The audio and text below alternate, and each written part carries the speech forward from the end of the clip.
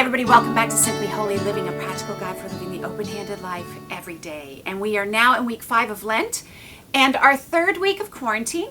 And last week we talked about taking responsibility for our hearts and moving from a troubled heart to a trusting heart. And today I want to talk about the process of finding a new normal and how to become holy through that process. You know, we are all facing new circumstances right now. Everybody is. So there's new difficulties, but there's new opportunities, probably is the way we should think about that. Each person's situation is different. My personal difficulties or opportunities are, now I've got Brooklyn back home full time, and so now I'm back in charge of educating 2 people now virtually. They're online a lot. I've got to provide 3 meals a day for 5 adult dish type people, which has really increased our grocery budget. And also the time that I'm expending, in that way is a little different. I'm trying to teach violin through Zoom. That's hilarious. I've never tried that before. My kids are taking Taekwondo through Zoom. And of course, we're all trying to figure out how to have virtual church and how to lead the church, virtually. It's really kind of fun, but also there's a lot of difficulty in that. There's a lot to learn. You have your own list. We're all in the same boat. Everybody has stuff going on. I don't know what it looks like for you in your own life. I mean, perhaps you're single, you live alone, and now you're working from home, and though you can talk ear to ear or, over Zoom to people, you haven't had a personal human touch in 3 weeks. Or perhaps you're single and you have a household and 2 of you are now working from home and the third person doesn't have any work right now. They don't have any money coming in because they don't have the ability to work right now. Or perhaps you're a single mom and you got to still work, but your child is home from school. And I'm not sure how that is supposed to work. Or you're a mom that's accustomed to saying goodbye to everybody at 8 a.m. in the morning. I think I said this last time, and then getting all the stuff done that you're supposed to get done. But now you've got everybody there, and you probably got 5 devices going at the same time. I think that's what we had today. One at the dining room table, one in the kitchen, one in the living room, one in the den, one in the bedroom, whatever. I mean, it's a lot of people to have around all day. Or perhaps you're an empty nester and you haven't gotten to touch and cuddle with your grandbabies or even your children in 3 weeks. Or maybe you're a homeschooler mom and, not much has changed for you. Your husband is still working or whatever, but you've had to grieve the loss of stuff that you were expecting. Maybe a graduation of your child, a big, concert that was coming up, an anniversary trip, lots of things being canceled, that just grieving that. Or maybe you're a teen and you've been cooped up with your little brothers and sisters for all this time. And it's feeling like a long time now with your no sports and no choir and no music and no theater and no friend time and all of that, no change of scenery. Brooklyn and I were I said, do you want to walk with me? I'm going to go down to CVS because I had to get some things, She was like, oh yes, it'll be good to get out of the house. I was thinking, this poor kid has not been, she hasn't really been anywhere. I mean, we walk around our neighborhood, but, she's like, yes, CVS. Anyway, so there's all sorts of circumstances going on right now, right? And all sorts of feelings. So practically speaking, what is the holy life supposed to look like through it all? I mean, seriously, are we supposed to be going for a monastic feel? Picturing the monks, praying the offices and singing Gregorian chant. I don't think so. Obviously not. I mean, some of us are knee deep in diapers. You got peanut butter and jelly stains on your walls, and you find goldfish daily in the couch cushions. So I don't think we're going to be having that lifestyle. I think where we have to start is the one thing that we have in common is that we are all known and we are all seen by God. God is aware of our particular circumstances, and he is intimately acquainted with our hearts. A cool thing about this is that he has a specific design for each of us. There's not going to be any cookie cutter methods here. And, I think it's just really cool that God can cause one thing to happen in the world, but he can have a trillion different outcomes. Each one of us has a specific lesson and to learn during that time, and specific things that he's been wanting us to work on or wanting us to change or wanting us to discover, wanting us to enjoy He's been trying to get these things into us, but now he has this opportunity, and there's a trillion different ones. Each plan will be like an original piece of art, a unique work of art. You know, it does seem that the Bible supports the idea of living a holy life in the midst of real life. If you think about the Proverbs 31 woman, now this is the passage that for centuries and millennia, really, that the Jewish people have read at every Sabbath. You know, so every week the family has heard this. It talks about the Proverbs 31 woman, and I know you are familiar with this woman. If not, stop the recording right now and go and read it, but I'm sure you have. But you think about her daily life, everything that's mentioned. She oversees the affairs of her household. She's buying and selling, and she's clothing everybody and cooking food and decorating and working and instructing and supporting and laughing through it all, right? She's all of those things. And as I read that, I'm always struck by the fact that everything she's doing does seem to feel significant to God. It was significant enough for him to put those things in the Bible. He goes, this is our real life. You know, we have to be doing these things. This is normal life. And I think that what I like about it is that it elevates the regular mundane things of life to a place of spirituality. It's not that we have secular activities and spiritual activities. It's that everything is spiritual. And so we take all of our regular, average, everyday life, our cooking and our cleaning and our parenting life, and we bring it and put it on the altar as a fragrant offering to God. You know, we live our lives as living sacrifices. We offer our lives as living sacrifices, and that elevates the importance of every single thing that we're doing and learning. And I'm not talking about taking yourself too seriously, but I'm talking about taking your average life and making it meaningful, making it purposeful, and lifting it up. It is spiritual. It would seem that buying and selling and cooking and cleaning and instructing and wise counsel are all equally spiritual tasks, and they're all valuable to God. So I think it does start with this mindset that your life is important. You are important. Your activities, your responsibilities, and your talents are valuable, and they are interesting to God. That is why in Colossians 3:17 it says, and whatever you do in word and deed, do it all in the name of the Lord Jesus, giving thanks to the Father through him. And again, in Ephesians, you're familiar with this, Ephesians 6, it says, serve wholeheartedly. It's talking to slaves here. Serve wholeheartedly, as if you are serving the Lord, not men. All these tasks we're doing, all these things that we do in life, we are doing them to the glory of God. We're not doing them merely for men, because later on in Colossians 3, it says, whatever you do, work with it with all your heart, as working for the Lord, not human masters. That elevates everything that we do above what anybody else thinks about it.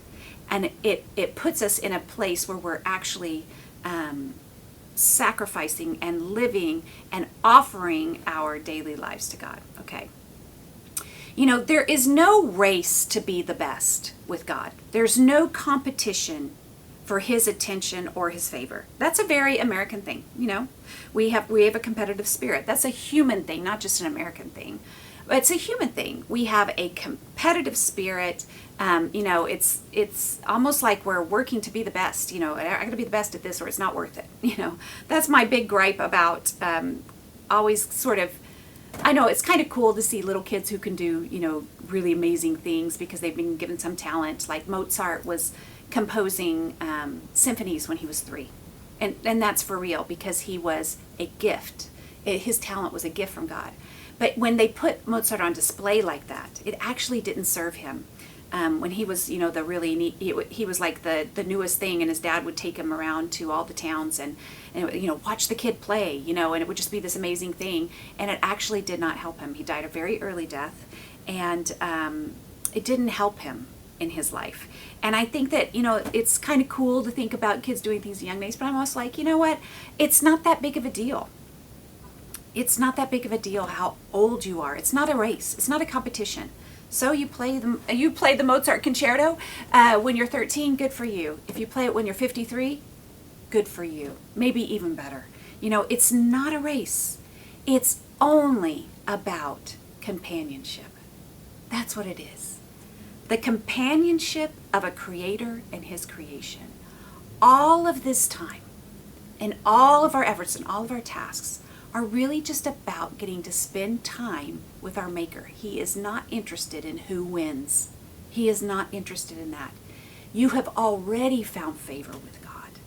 You are already his favorite. Is that amazing? Is that an amazing thought?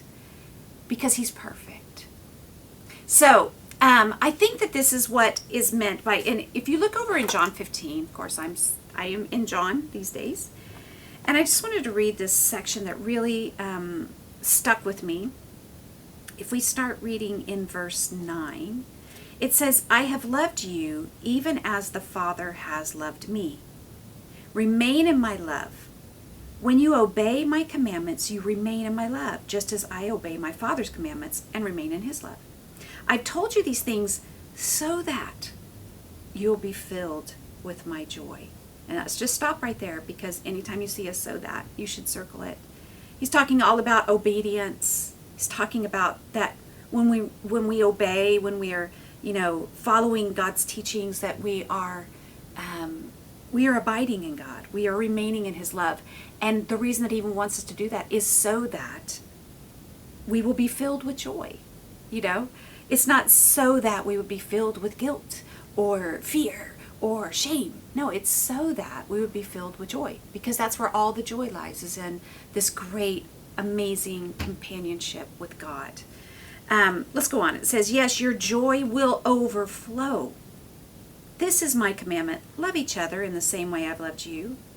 There is no greater love than to lay down one's own life for one's friends. You are my friends if you do what I command.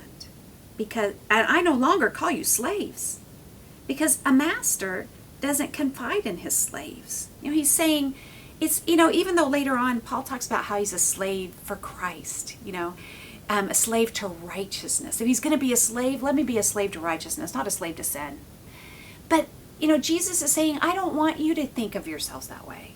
I don't want you to think of yourselves, I'm the master and do what I say. It's a misrepresentation of the heart of God. That is not the way that God is. He wants to be a friend. He wants us to abide in him, in his companionship, in his friendship. Let's finish that. It says, you are my friends if you do what I command. I no longer call you slaves, because a master doesn't confide in his slaves. Now you are my friends since I've told you everything the Father told me. You didn't choose me. I chose you. And that's enough reading from right there. But I'm struck by these things. I'm struck by the thought of being friends, that Jesus wants to be my friend. Why? That's the first thing I think of. It's like, wow, that he's not ashamed of me. He's not ashamed of you. He wants to hang out with you. And then the other thing that I think of is how he says, a master is not master-slave, because a master doesn't confide in his slaves. And what that's, indicating is that Jesus does confide in us, that God wants to confide in us. I've told you everything that the Father told me, he says. Is that amazing? We get to know God. Yada, right? That's that bema thing, to yada, God. That's that same way that a man knows a woman, that intimate relationship, that romantic relationship. God is wanting that with us. Jesus is saying, I want to be your friend. So he's calling us to be his friends. It's all about his love, all of that. And, too many times I think of I'm on a mission for God. I'm living for God, instead of I'm on a mission with God. I'm living with God. And I have to correct myself daily on that. We can all fall into it from time to time. But God wants us to figure out this with. He wants us to figure out the with. He knows that we're all right now in search of this new normal. And so what I want to convince you right now is I want to convince you of the thought of doing it with God. He definitely has in mind a long-term change for you. He wants to make long-term changes in our life through this season, hopefully that will last. Not just things to change to get through this time, but things to learn through this time that affect the time after, things that we can keep, perhaps changing some things for all time. You know, I know this is true for me because as embarrassing as it is to admit, I have discovered that even in a time when absolutely everything is canceled, I can still overbook myself. I started dying laughing the other day, like, because I found myself, I had said, I'm going to do this, I'm going to do this, I'm going to do this, I'm going to do that. And at the end, I was like, what the heck was I thinking? I tried to do all this stuff in one day.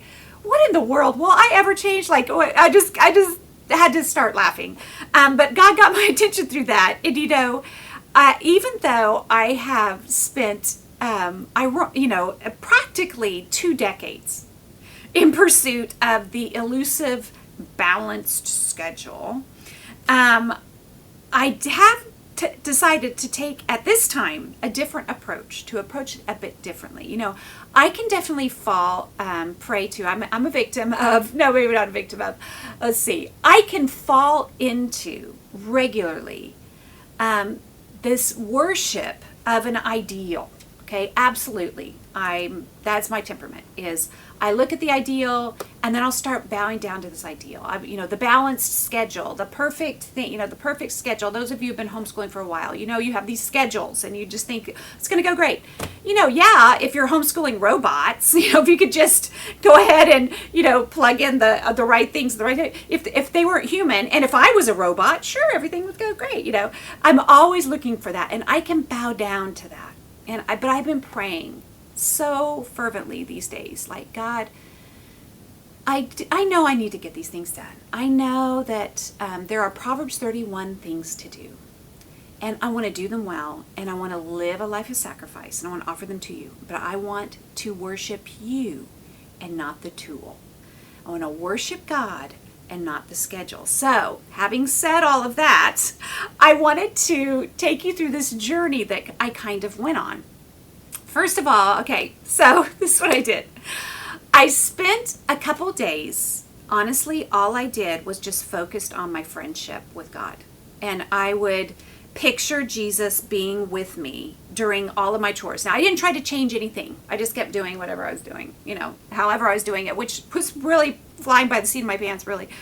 But I just spent these couple days just being with Jesus during all the chores, all the cooking, all the reading, all the teaching, etc. I would keep bringing my mind back to picturing him with me, laughing, and this is how I pictured him, laughing and joking and rolling his eyes, if God does that, in a funny way, and as well as showing me how to do something, and the right way, how to do something in the right way, but with the right spirit. So I was doing it with him, if that translates, and it felt good. I'll just tell you that. It felt really good.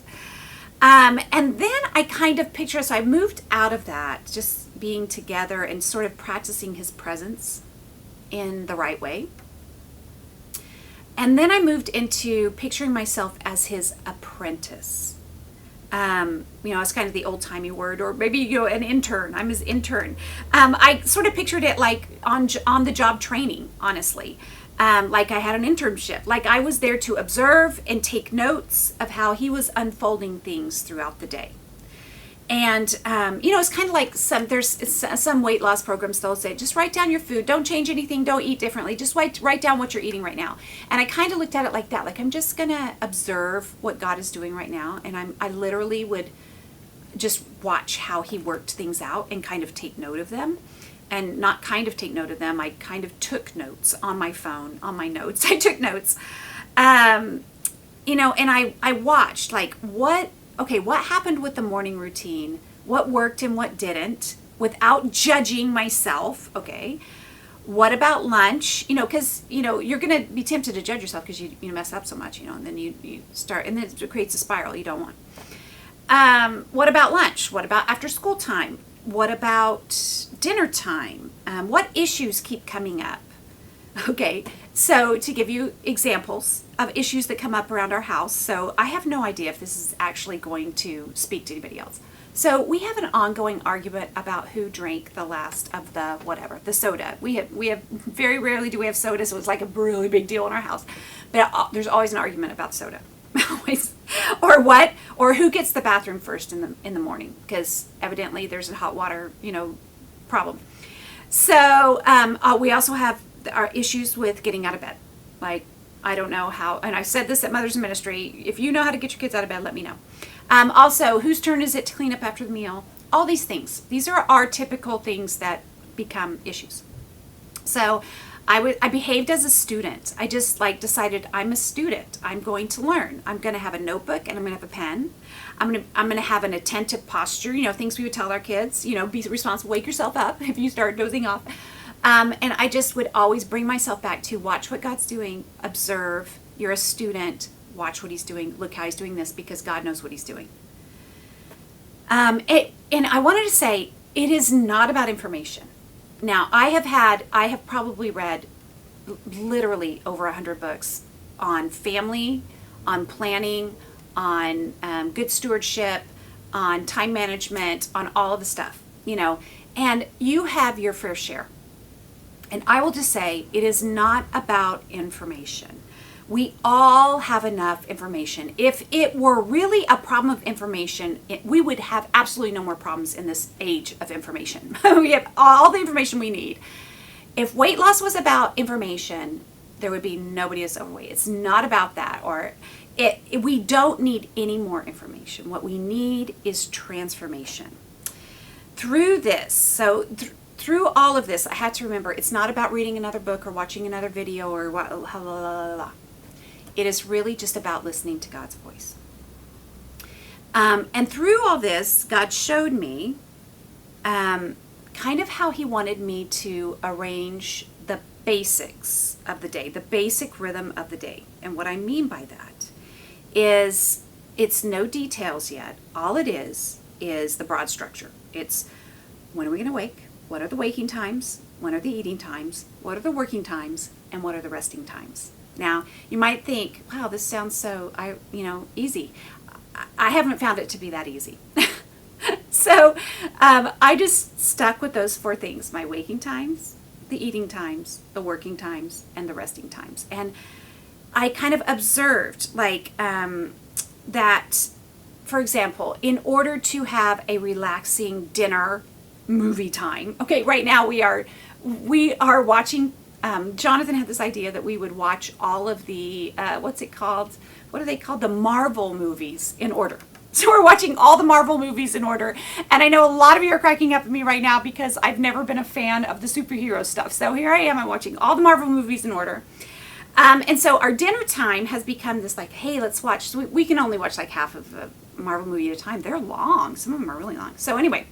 But in order for that to be a relaxing, enjoyable time, I had to work that backwards and realize that if we're going to be doing that at 5:30 or 6, which is kind of how it works out, we needed to start our cleanup and shower and all of the stuff that you have to, sort of transition out of the daytime at 4 o'clock, which was a little shocking to me, because the truth is that all the stuff that kind of needs to be cleaned up and done, really, it shouldn't take more than 15 to 30 minutes. And don't ask me why it does. It just does.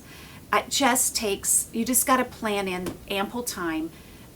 It doesn't matter if a task should take 10 minutes. If a child is learning to become, if they're learning to internalize that task, if they're learning to become responsible for that task, you're going to need 30-minute window. That's just a little freebie for you. Okay.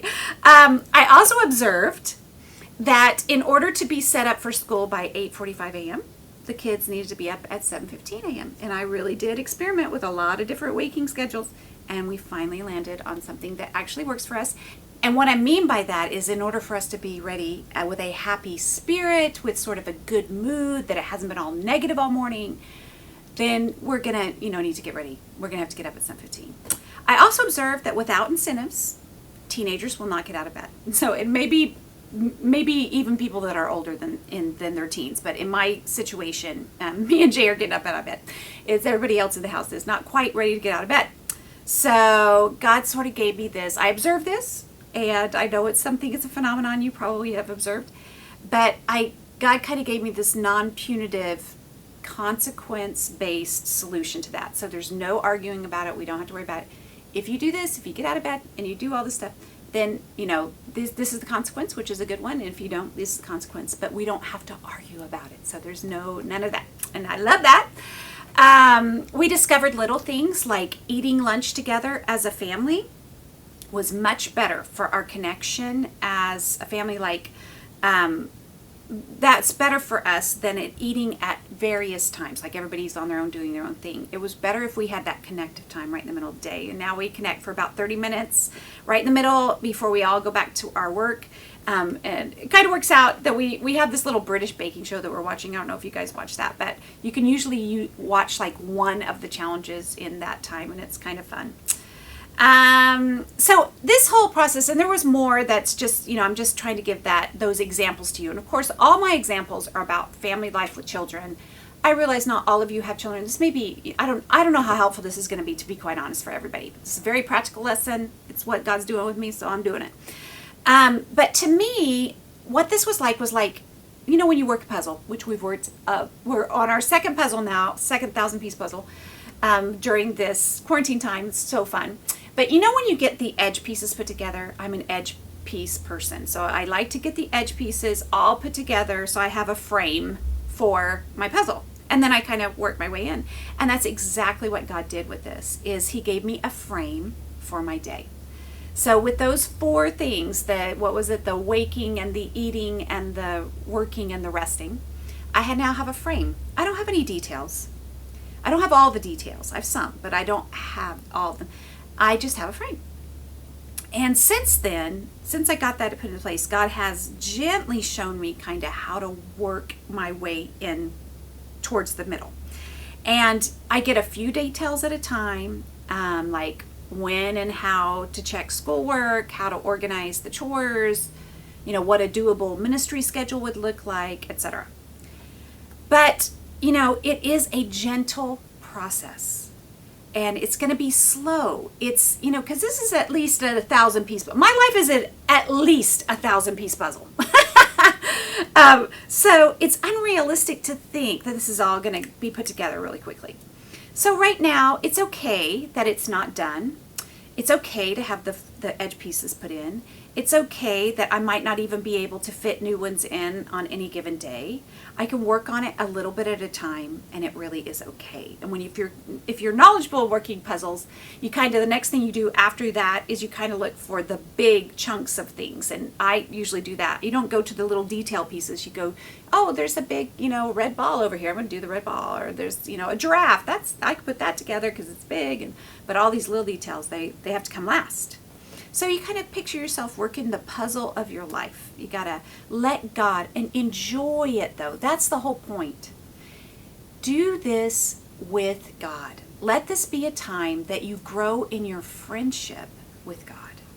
And let him work the puzzle with you, And at the end of the day, just count your blessings and celebrate what did get done. You didn't get the whole puzzle done, fine. But what did get done? You're probably further along than you were yesterday.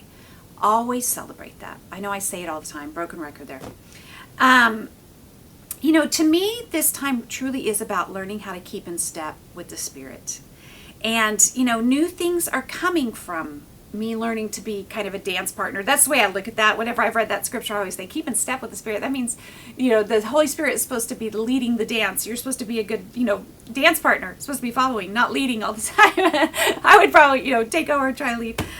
But good things have come from this. I've been learning, in my character, like I told Jay this morning, I said, because some interaction had happened with one of the kids, and I said, well, I didn't know what to do, so I didn't do anything. And what's so funny about that is that in the past, I'd be like, I didn't know what to do, so I did this. I don't know why I'm like that. Like, why would I just do something if I didn't know what to do? I just don't know what to do, so I'm going to do this. But then I just decided, I'm going to be different. I didn't know what to do, so I didn't do anything. Probably a lot better off with that.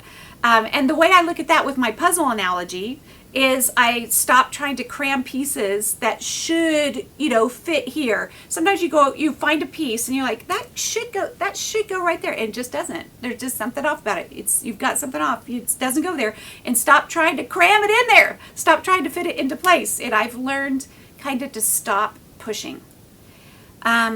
I've also learned to start asking the right questions. This is something I'm learning right now, learning how to ask the right questions. And that is kind of a bigger lesson for another time. It's its lesson unto itself. But I did want to share this quote with you by Alice Frying, I think is how you pronounce her last name. And she is she's an author, a spiritual advisor. She does a lot of Enneagram stuff, but she has a lot of helpful stuff to say. And I found this quote. It says, "The question asked is not what should be happening in my life, but what is happening in my life. The present moment, the present set of circumstances, the present relationships in our lives. This is where God lives. This is where God meets us and gives us life." And this is such a good thing for me to continually remind myself of, because I'm a should person. This should be this way. It should be like that. God should be. And God can only work in our real lives. If you want your real life to change, then you have to face your real life, not the should be life, if that makes any sense. So I know this is a very practical lesson and was especially, probably too much about being a mom. That is kind of where I live right now. But I hope you were able to gain something, whether you're single or married or an empty nester or a mom or not. I hope you're able to get some nugget out of here that will help you to grow in your friendship with God. Until next time.